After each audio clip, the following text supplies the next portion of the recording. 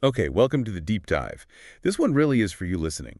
We're getting into something that, well, it affects almost everyone, right? Relationships, love, today's world.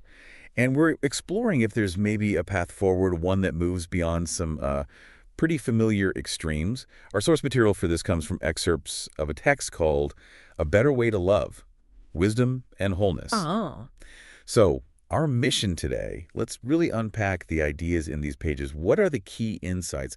What is this proposed better way to, approach connection? It's definitely a relevant topic. I think a lot of people, maybe you included, are asking these kinds of questions. How do we actually build something meaningful now? The source offers a really interesting viewpoint on that. Right, let's dig in. So the source kicks off by saying, basically, we've tried the extremes. Mm. And it paints a picture, doesn't it?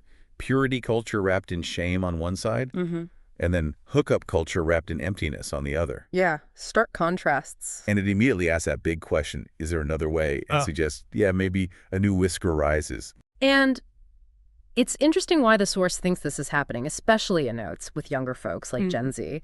It argues it's not like a coldness or lack of interest. It's more that they've seen both fires burn.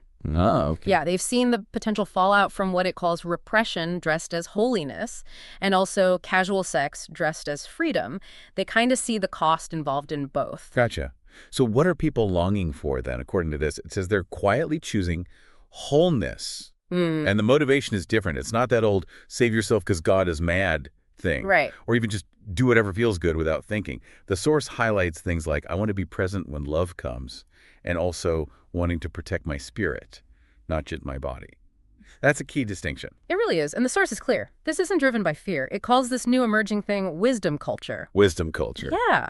It's less about, external rules or just chasing a high and more about an internal compass, self-worth, thinking intentionally about how you approach intimacy and connection. It's a choice. That intentionality. Yeah. It ties right into the next big idea from the source. Love is tired. Not like cynical maybe, but just weary, exhausted. You feel that. Yeah. Tired of the vagueness, the disrespect, things like tired of breadcrumbing, where someone gives just enough attention to keep you hanging on. Oh, yeah. Frustrating. Totally.